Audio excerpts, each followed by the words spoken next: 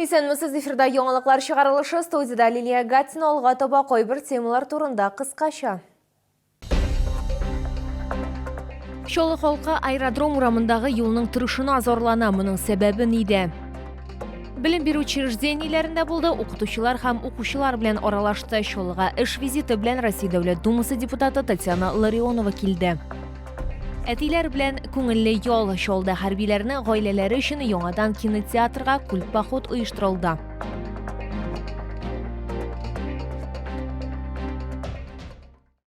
Шукырлар белән тулы куркыныч юл. Шолы халкы берничә ел аэродром урамындагы юлның торышыннан зорлана. Анда машиналар агымы зур. Юл ике яклы хәрәкәт өчен яраклаштырылмаган булудан тыш, анда тротуар һәм яктырту бөтенләй юк. Бу юлдан барырга мәҗбүр булган кешеләр көн саен үз тормышларын куркыныч астына куялар. Безнең тешерү төркеме әлеге урынга чыкты.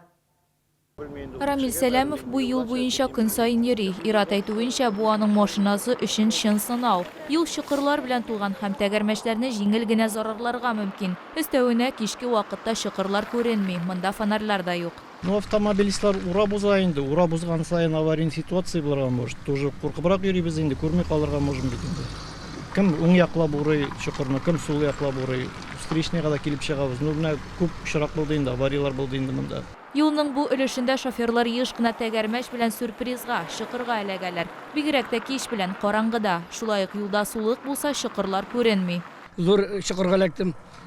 Потому что су белән тулган иде, күрмәдем я. Көпә көндез. Минем тәгәрмәч шартлады. Мин 900 сум түләдем. Ремонтка. Вот. Нәрсә дип әйтим инде? Карага кирәк инде юлларны. Шәһәр администрациясендә хәбәр итүләренчә, узган атнада аэродром урамы буенча Гостев урамыннан Сарман трактына кадәрге участокта чокырлар ремонтланган. В целом же разработана проектно-сметная документация по реконструкции данной дороги. Проектом предусмотрено расширение дороги до 4 полос, строительство тротуаров и устройство наружного освещения. Реконструкция тиешле финанслар бүлеп бирелгәндә башкарылачак. Айзилә Шаймөхәммәтова, Кирилл Хабзей, яңалыклар. Әгәр сезнең борчый торган проблемагыз яисә шатлыклы хәбәрегез булса, безнең WhatsApp хезмәтенә мөрәҗәгать итегез. Фото һәм видеоларыгызны 8939 311 31 31 номеры буенча көтеп калабыз.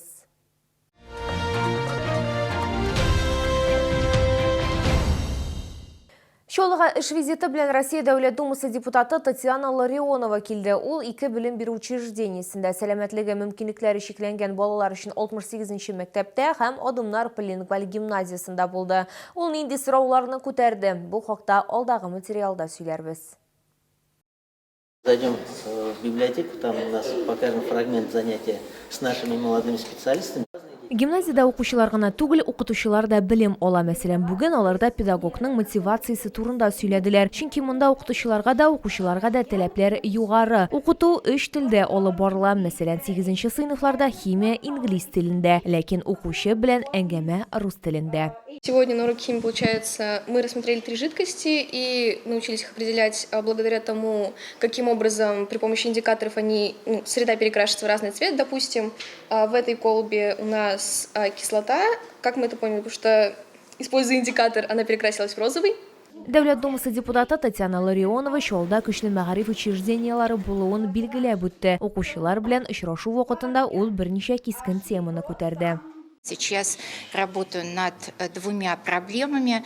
Подготовлен мною законопроект об инклюзивном отдыхе детей с ОВЗ и с инвалидностью в образовательных, оздоровительных лагерях, учреждениях, потому что у нас сегодня немало сделано по инклюзивному образованию в школах.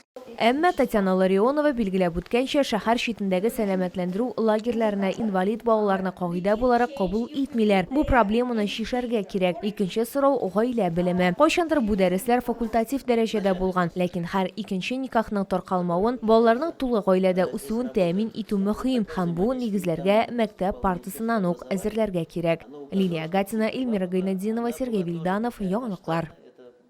Әтиләр белән ял, Шолда хәрбиләрнең гаиләләре өчен яңадан кинотеатрга культ поход оештырылды. Ләкин бу юлы хатыннары һәм балалары белән бергә ватанны саклаучылар да бар иде. Аларның кайберләре кыска вакытлы ялга кайтты, икенчеләре тернәкләнү уза. Кайбер хәрбиләр белән минем хезмәттәшем дә аралашып кайтты.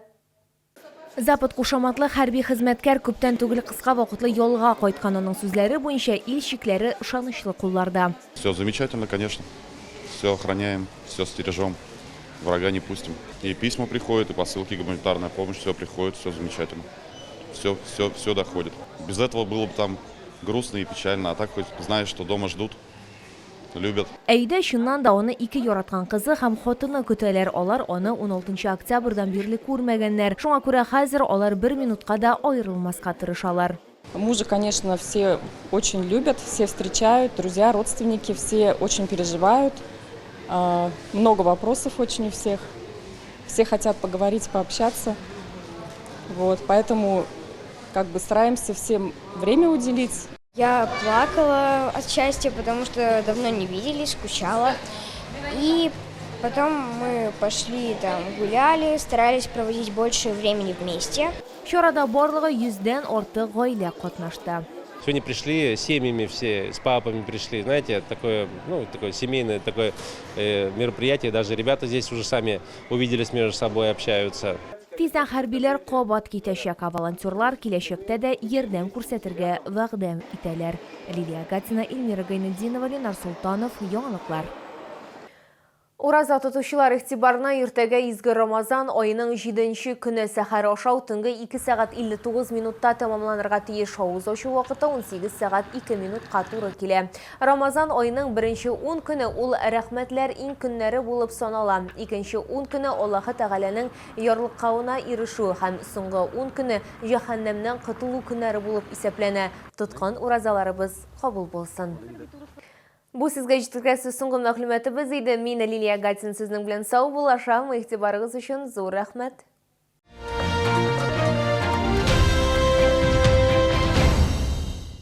Продсклад «Победа». Томаты в собственном соку 87,90. Икра кабачковая 68,90. Все нужное по низким ценам.